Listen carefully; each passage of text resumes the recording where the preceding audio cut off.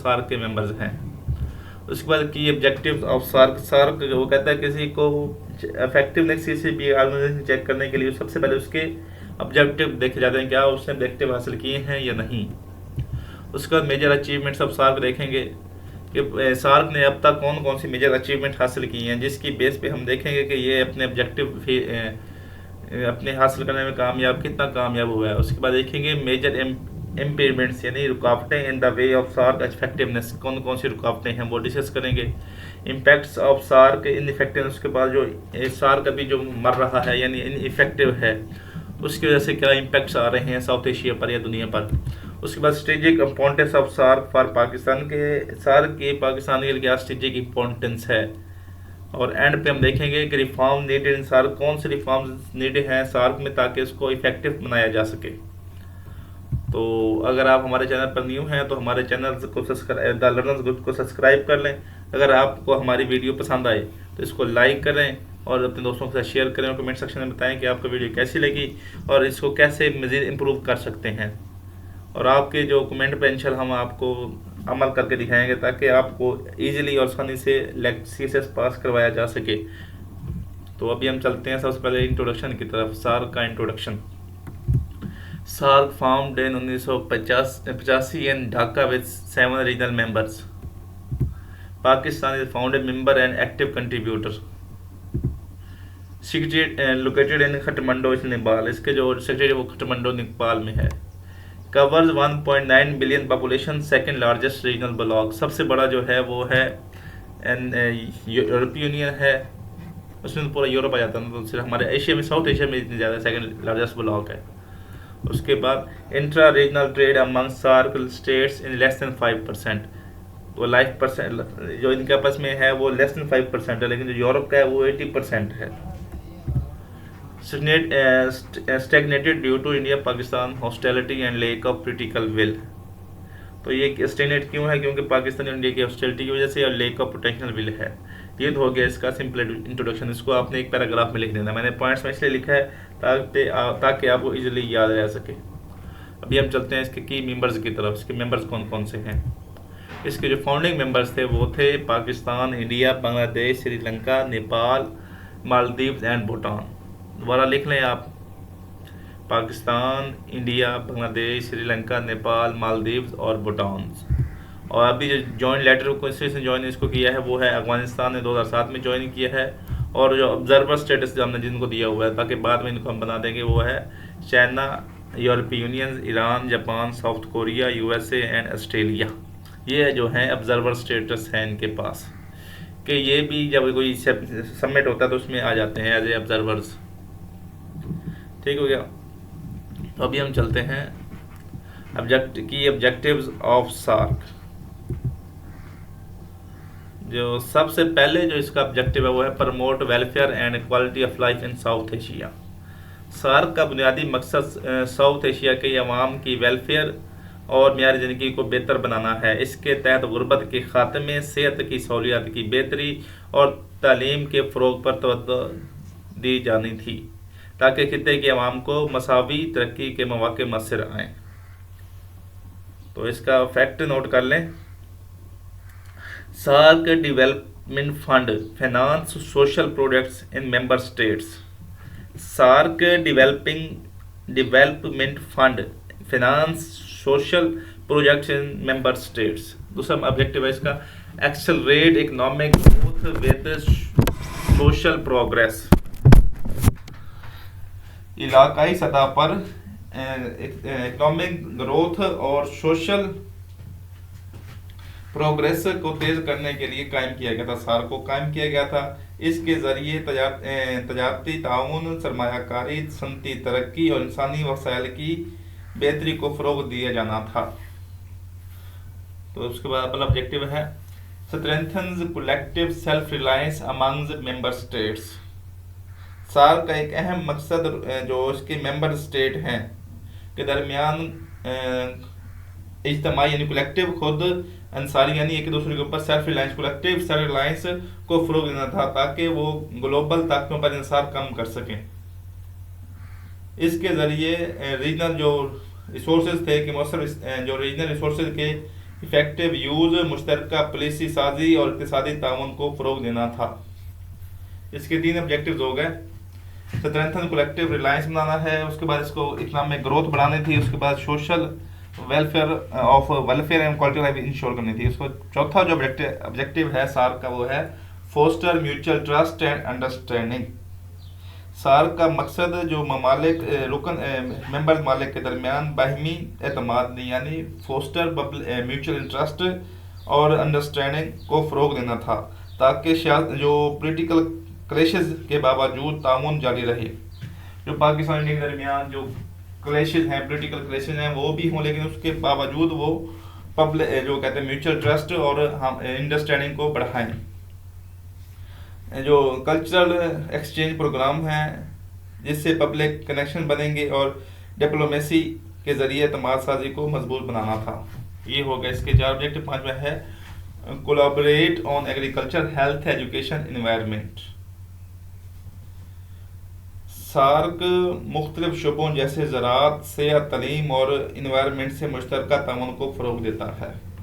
इसके तहत research policy की हम आहंगी और टेक्नोलॉजी के ट्रांसफ़र के ज़रिए मसाइल का हल तलाश किया जाना था। और ये 5 ऑब्जेक्टिव हो गए। अभी 6वां जिसका ऑब्जेक्टिव था वो था build institutional frameworks for regional cooperation. Build institutional frameworks for regional cooperation. SAARC regional cooperation के लिए मजबूत इदारा जाती ढांचे को तश्कील पर जोर देता है। सार्क इलाकाई ताउन के लिए मजबूत इंस्टीट्यूशन स्ट्रक्चर की तश्कील पर जोर देता है, जैसे सेक्रेटेरिएट, रीजनल सेंटर्स और एग्रीमेंट्स। ये इदारे पॉलिसी साजी, इम्प्लीमेंटेशन और अकाउंटेबिलिटी के अमल को मौसर बनाते हैं। तो इसके 6 ऑब्जेक्टिव्स हैं, इसको दोबारा नोट कर लें। Promote welfare and quality of life, accelerate economic growth and social progress, strengthen collective Reliance among member states, foster mutual trust and understanding among member states, collaborate on agriculture, health, education and environment, build institution framework for regional cooperations। ये तो हो गए SAARC की objectives. अभी हम देखते हैं major achievements of SAARC. SAARC ने अभी तक कौन कौन सी अचीवमेंट्स हासिल की हैं। तो सबसे पहले जो अचीवमेंट है वो है establishment of SAARC development fund. SAARC ने रीजनल ग्रोथ को फ़रोग देने के लिए सार्क डेवलपमेंट फंड कायम किया, जिसका मकसद सोशल, इकनॉमिक और इंफ्रास्ट्रक्चर मंसूबों की माली मावनत यानी एड फराम करना था। ये फ़ंड गुर्बत के खात्मे, तवानाई, तालीम और सेहत के मंसूबों में सरमायाकारी के ज़रिए मेंबर्स ममालिक के दरमियान तरक्याती ताउन को बढ़ाता था। तो इसका फैक्ट नोट कर लें। SAARC development fund has a corpus exceeding 5 million plus dollars के जो सार्क फंड के पास जो है वो सबसे मिला के जो है 500 मिलियन प्लस का बजट है इसके पास, सार्क डेवलपमेंट फंड के पास। दूसरा है launch of SAFTA for tariff reduction. तो जैसे नेफ्टा है नॉर्थ अमेरिका के दरमियान, सेफ्टा है South Asia free trade agreement. SAARC ने 2006 में साउथ एशिया में सेफ्टा का आगाज़ किया, जिसका मकसद रीजनल ट्रेड को फ़रोग देना और टैरिफ में कमी लाना था। इस इक़दाम के ज़रिए तजारती रुकावटों को कम करके मेंबर स्टेट्स के दरमियान इकनॉमिक कनेक्शन को मजबूत बनाने की कोशिश की गई, ताकि सियासी मसाइल ने इसके मुकम्मल वफ़ायद हासिल करने में रुकावट डाली। कि सेफ्टा को बनाया गया ताकि जो तजारती रुकावटें हैं, जो टैरिफ्स हैं, जो आपस में तजारत करने को रोकते हैं, उनको कम किया जाए, लेकिन जो है वो सियासी मसाइल ने इसके मुकम्मल फ़वायद हासिल करने में नाकाम किया। तो इसका फैक्टर नोट कर लें। Intra-regional trade still remains around 5% despite SEFTA in South Asia. Intra-regional trade जो आपस में ट्रेड है still remains around 5% despite SEFTA कि south Asia free trade agreement होने के बावजूद इनकी जो आपस में ट्रेड है वो 5%। और ये कौन कह रहा है? ये वर्ल्ड बैंक की रिपोर्ट कह रही है 2024 के मुताबिक। तीसरी अचीवमेंट है creation of SAARC university in New Delhi. SAARC ने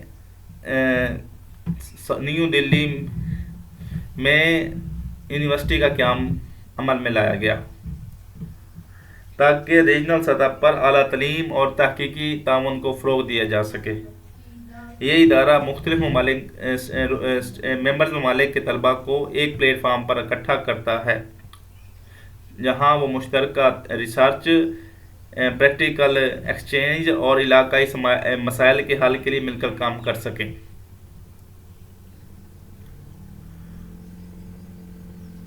तो इसका फैक्ट नोट कर लें। South Asian university was established in 2010 under SAARC framework.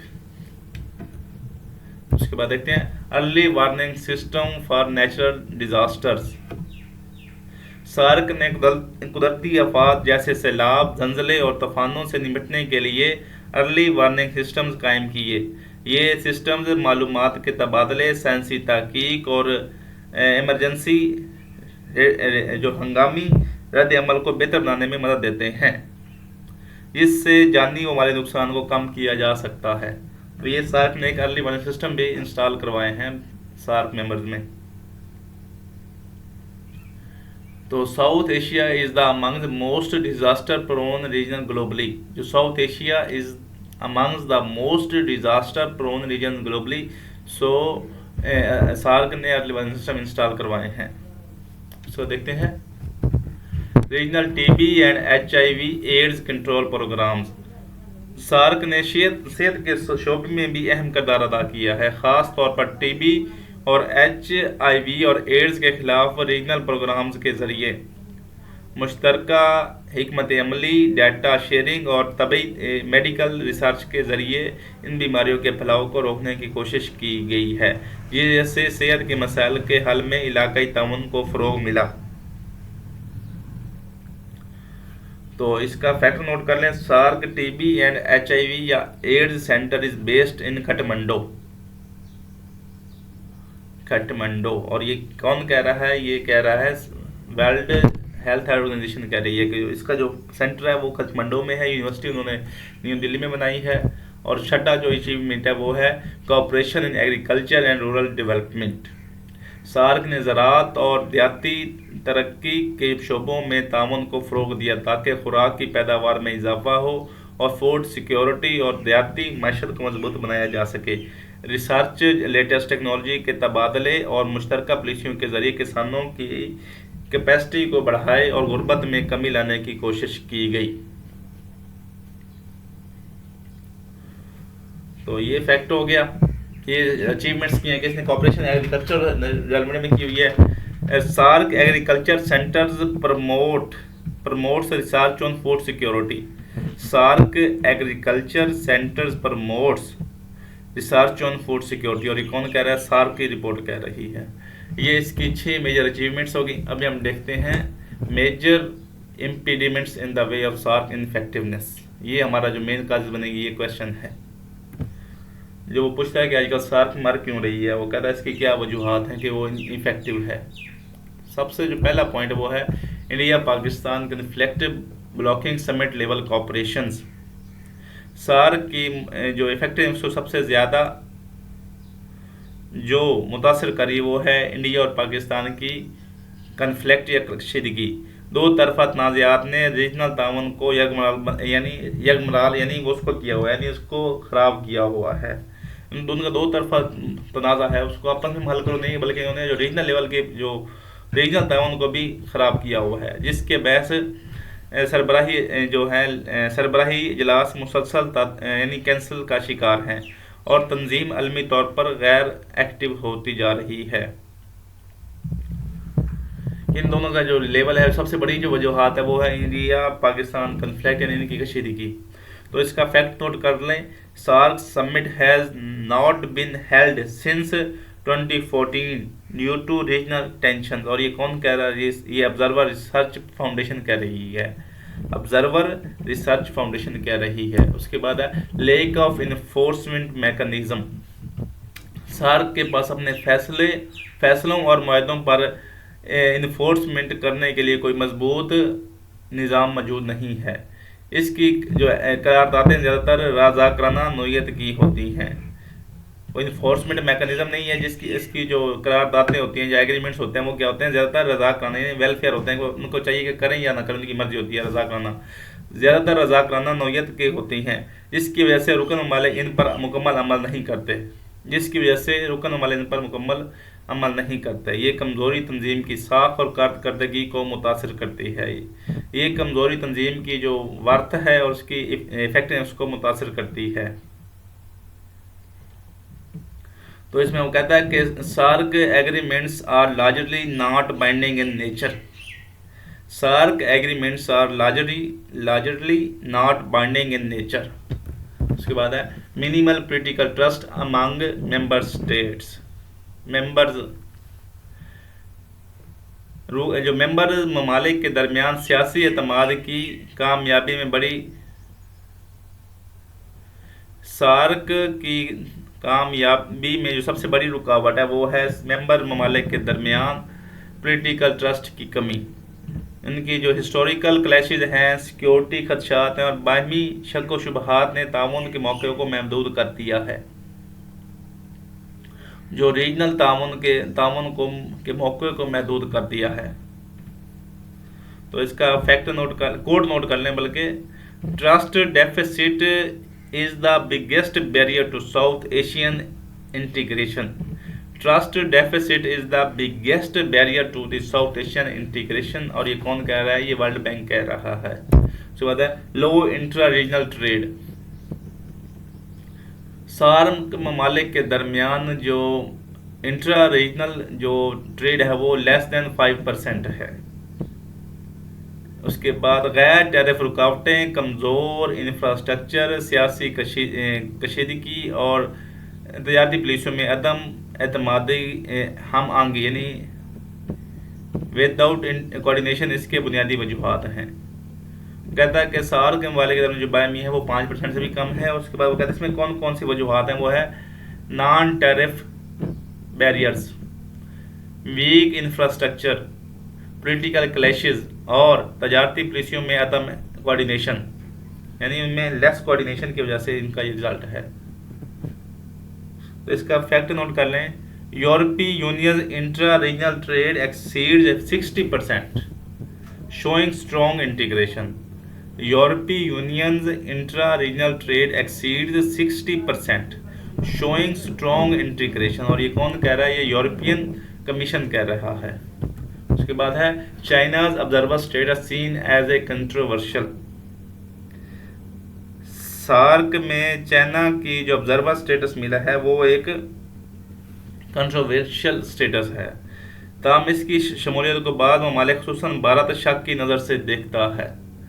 चीन की बढ़ती हुई माशी और स्ट्रेटेजिक मौजूदगी इलाकाई ताकत के तवाज़ुन को मुतासर करती है, जिससे सार्क के अंदरूनी मामलात मजीद पेचीदा होते हैं।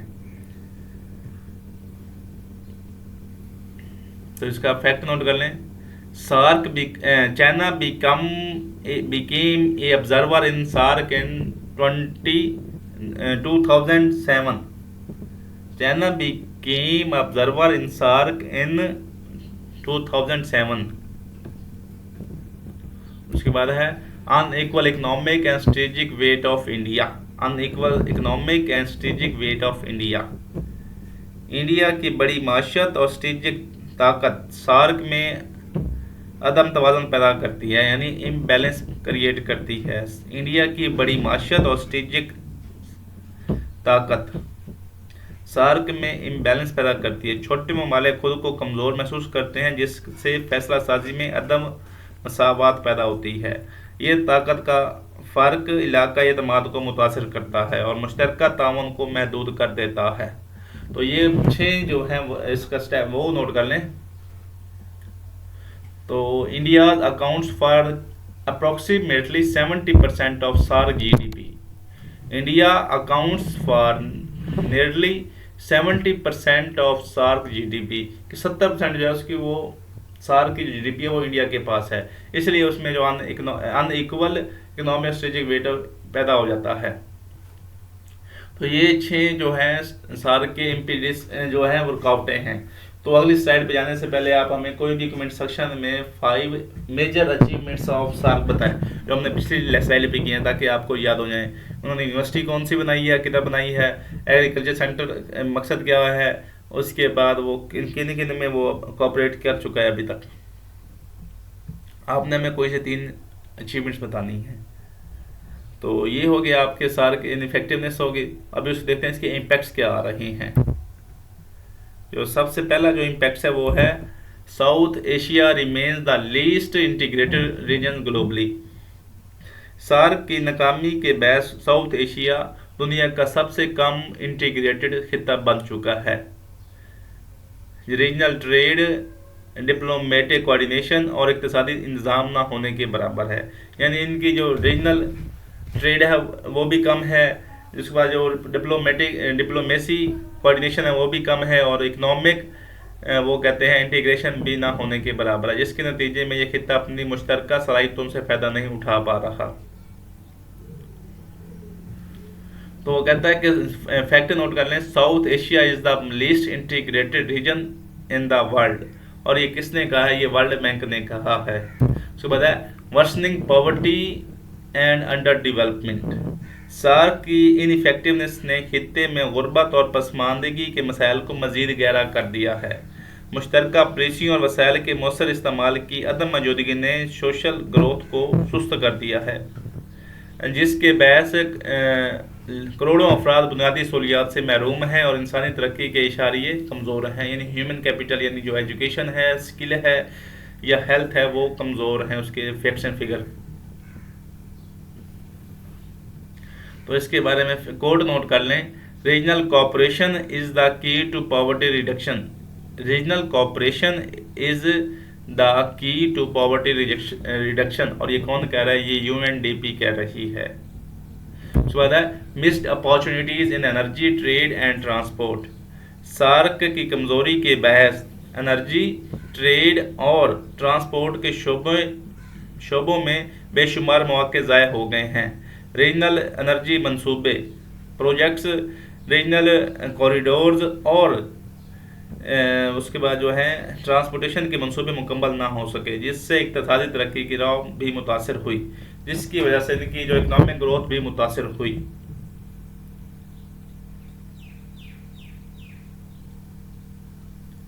तो इसमें फैक्ट नोट कर लें, regional connectivity in South Asia remains among the lowest globally. Regional connectivity in South Asia remains among the lowest globally. और ये कौन कह रहा है? ये एशियन डेवलपमेंट बैंक की रिपोर्ट कह रही है। उसके बाद है increase external dependence, IMF and world bank.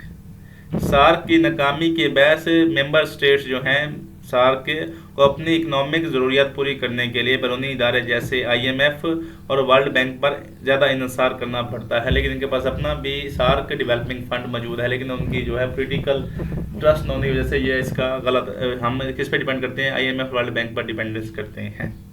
अगर रीजनल ताउन मजबूत होता तो मुश्तरका मसाइल और मार्केट्स के ज़रिए ना सिर्फ ये डिपेंडेंस कम की जा सकती थी।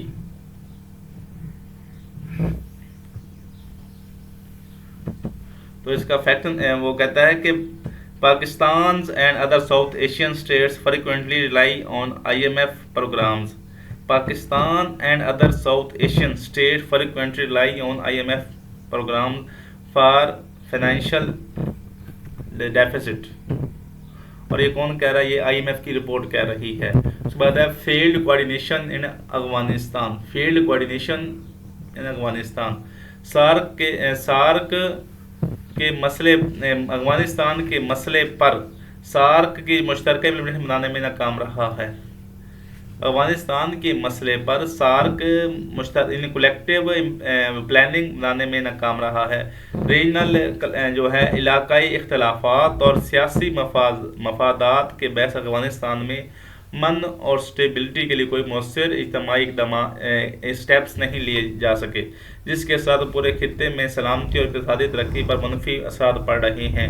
कि अफगानिस्तान में अगर अच्छे आपस में एक अच्छे वो कोऑर्डिनेशन के लिए प्लानिंग करते और स्टेप्स लेते कि अफगानिस्तान को हमने कैसे अब इस मजबूत करना है, वहाँ पीस और स्टेबिलिटी को इंश्योर करना है, तो जो एशिया में बम धमाके और टेररिज्म हो रहा है उसको कंट्रोल किया जा सकता था।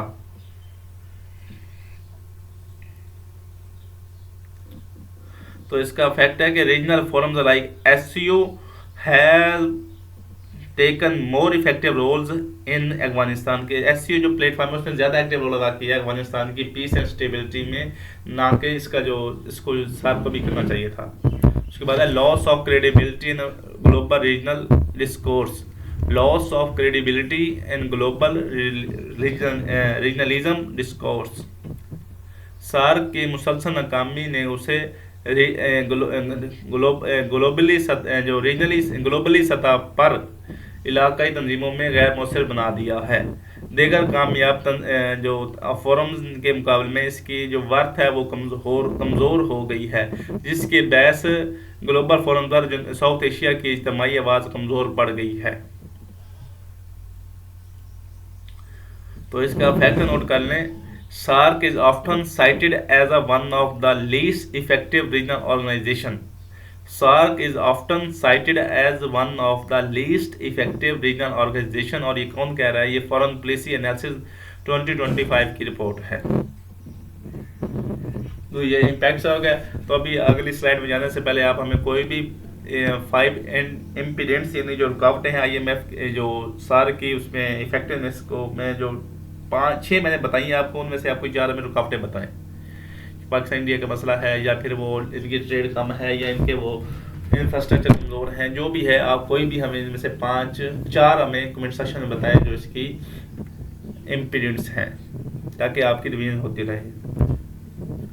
अभी हम देखते हैं strategic importance of SAARC for Pakistan. Pakistan SAARC को छोड़ क्यों नहीं देता, उसकी क्या वजूहत है कि पाकिस्तान क्यों कोशिश करता है कि SAARC को दोबारा एक्टिव किया जाए।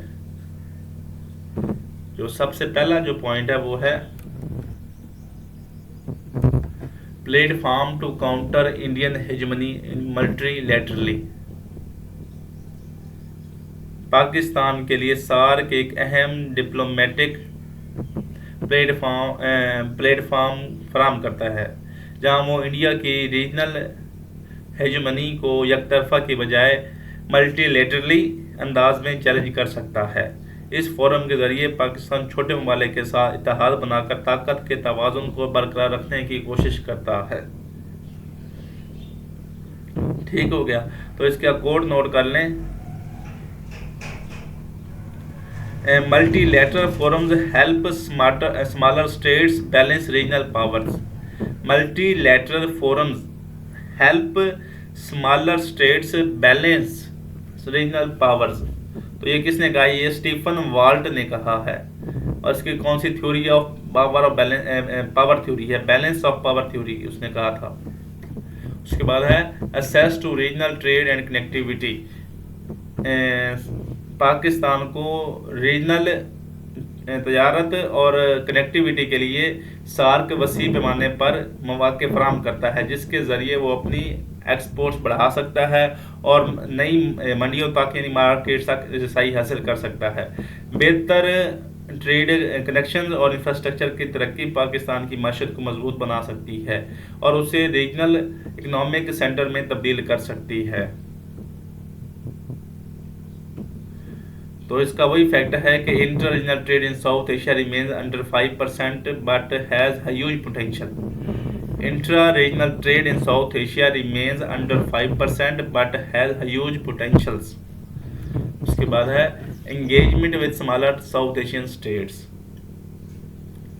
पाकिस्तान को साउथ एशिया के छोटे ममालिक जैसे नेपाल, भूटान और मालदीव और श्रीलंका के साथ ताल्लुकात मजबूत बनाने के लिए SAARC उसको मौके फराहम करता है। ये डिप्लोमेटिक कनेक्शन पाकिस्तान को रीजनल पॉलिटिक्स में असर और रसूख बढ़ाने, इकनॉमिक ग्रोथ को फ़रोग देने और कलेक्टिव इंटरेस्ट के तहफ़्फ़ुज़ में मदद देते हैं।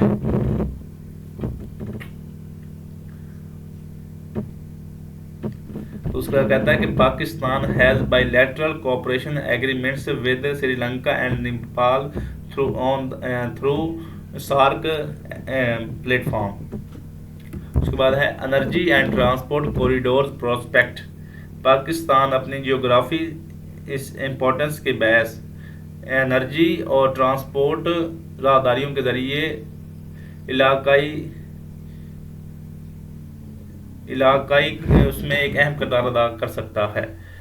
एनर्जी के मंसूबे और ट्रांजिट राब्ते कायम किए जा सकते हैं, जिससे पाकिस्तान ना सिर्फ जो अभी जो एनर्जी क्राइसिस फेस कर रहा है उसमें कमी को पूरा कर सकता है, बल्कि इकनॉमिक्स एक्टिविटीज को भी फ़रोग दे सकता है।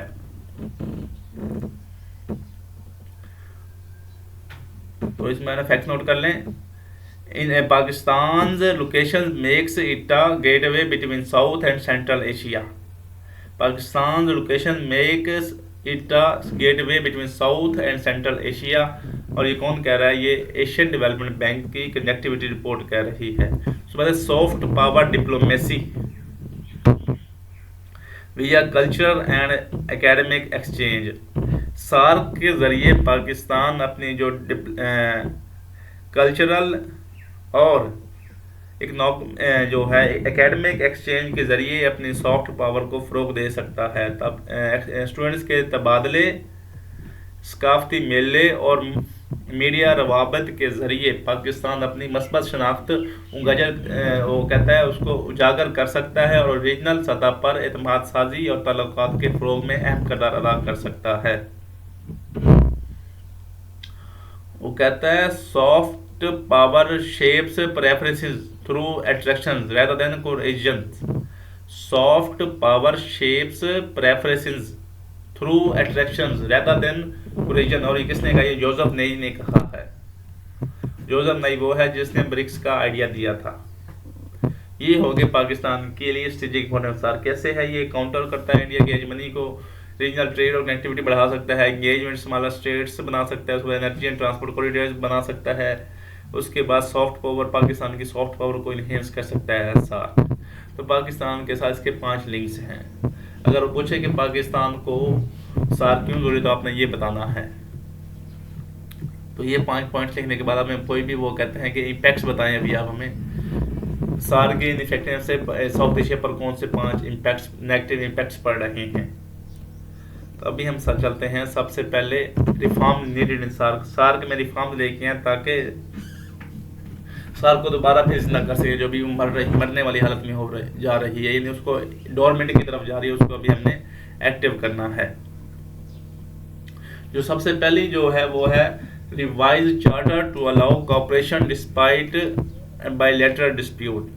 सार्क के चार्टर में ये शिक मौजूद है कि दो तरफा तनाज़ात को ज़ैर बहस नहीं लाया जाएगा, जिससे रीजनल तावन मुतासर होता है। इस्लाह के तौर पर चार्टर में फ्लेक्सिबिलिटी पैदा की जाए ताकि सियासी इख्तिलाफात के बावजूद इकनॉमिक और सोशल कोऑपरेशन जारी रह सके। दूसरा है establish conflict resolution mechanism. SAARC को एक एक्टिव बनाने के लिए, तनाज़ात का हल के लिए सार्क को एक मौसर तनाज़ात के हल के लिए इदारा कायम करना चाहिए, जो रुकन ममालिक के दरमियान इख्तिलाफात को बातचीत और ट्राइलेटरल के ज़रिए हल करवा सके। कि अभी जो इंडिया और पाकिस्तान का मसला है, मैकेनिज़्म हो के वो इंडिया और पाकिस्तान का आपस में मसला हल कर सके, इंडिया और बांग्लादेश का जो मसला है उसको हल कर सके। इस इक़दाम से रीजनल एतमाद में इजाफा होगा और तंजीम सियासी कशीदगी के बावजूद एक्टिव रह सकेगी। तीसरा है increase funding and staff to SAARC institutions. SAARC के इदारे महदूद वसाइल और इमले की कमी का शिकार हैं, जिसकी वजह से इनकी कारकर्दगी मुतासर होती है। इसके इस्लाह के लिए इस्लाह के तौर पर फंडिंग और अफरादी क़ुव्वत में इजाफा किया जाना चाहिए ताकि मंसूबों पर मौसर इम्प्लीमेंटेशन मुमकिन हो और तंजीम रीजनल जो उसके ऑब्जेक्टिव वो हासिल कर सके। उसके बाद है launch SAARC infrastructure fund. SAARC को एक रीजनल तरक्की के लिए खुसूसी इंफ्रास्ट्रक्चर फंड कायम करना चाहिए, जो एनर्जी, ट्रांसपोर्ट और कनेक्टिविटी के मंसूबों की माली मावनत कर सके। पहले डेवलपमेंट फंड है जो गुरबत को काम करता है, एजुकेशन को सपोर्ट करता है और हेल्थ को सपोर्ट करता है। अभी वो कहते हैं एक और फंड लॉन्च करना चाहिए जो होगा सार्क इंफ्रास्ट्रक्चर फंड। इससे ना सिर्फ रीजनल वो कहता है इंटीग्रेशन बढ़ेगी बल्कि इकोनॉमिक एक्टिविटीज़ में भी इजाफा होगा। लोकल ममालिक के दरमियान वो कहता है डिपेंडेंसी भी बढ़ेगी। बाद है encourage track two diplomacy and civil society participation. Encourage track two diplomacy and civil society participation. Diplomacy track two diplomacy SAARC में मीडिया और सिविल सोसाइटी की शमूलियत को फ़रोग देता है ताकि अवामी सतह पर एतमाद साजी हो सके।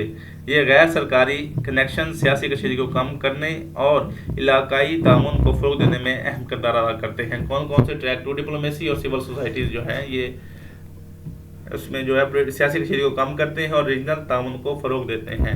उसके बाद है promote digital and tech cooperation. SAARC को डिजिटल माशत के दौर में टेक्नोलॉजी, ई कॉमर्स और डिजिटल कनेक्टिविटी को फ़रोग देना चाहिए।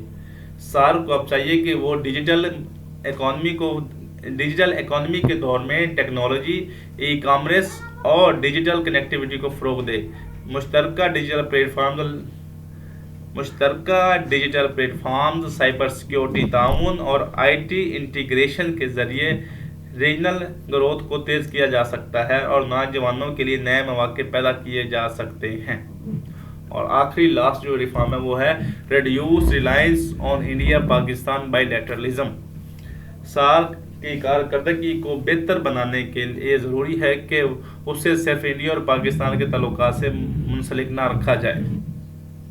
दीगर अरकान ममालिक को फ़ाल किरदार अदा करना, एक्टिव रोल अदा करना चाहिए और रीजनल एजेंडे को वसी करना ज़रूरी है ताकि तंजीम किसी एक तनाज़े की वजह से मफलूज ना हो सके। सार्क की कारकर्दगी को बेहतर बनाने के लिए ज़रूरी है कि उसे सिर्फ इंडिया और पाकिस्तान के ताल्लुकात से मुंसलिक नहीं करना चाहिए बल्कि जो दीगर ममालिक हैं उनको एक्टिव रोल अदा करना चाहिए। और पहले तो इनको मसले को हल करें, नहीं कर सकते तो फिर वो आपस में ही रीजनल एजेंडे को वसी करना चाहिए, नहीं जो इनके जो अपने ऑब्जेक्टिव हैं सारे उस पर फोकस करना चाहिए ताकि तंजीम किसी एक तनाज़े की वजह से मफलूज ना रह सके। ये थी हमारे सार्क के ऊपर लेक्चर। मैं उम्मीद करता हूँ कि आपको पसंद आया होगा। अगर पसंद आया तो इसको हमारे वीडियो को लाइक करें, हमारे चैनल को सब्सक्राइब करें और अपने दोस्तों के साथ शेयर करें जो CSS और PMS की मुकम्मल तैयारी करना चाहते हैं, ना किसी लेक्चर को ऊपर से समझना चाहते हैं। बल्कि अगर आप इस तरह जैसे मैंने पढ़ाया तो इस तरह अगर एग्जाम में लिखते हैं तो इंशाल्लाह आपको 20 में 16 नंबर मिल सकते हैं, क्योंकि मैंने आपको हर पॉइंट से फ्रैक्शन फिगर दिया है या कोटेशन दी है या एग्जाम्पल दी है या कोड दी या एक फैक्ट दिया है, क्योंकि CSR एग्जामिनर की यही डिमांड होती है कि आपको एक फ्रैक्शन फिगर दें। तो मैं उम्मीद करता हूँ कि आप सब खैरियत से होंगे। तो वीडियो देखने के लिए शुक्रिया। वस्सलाम।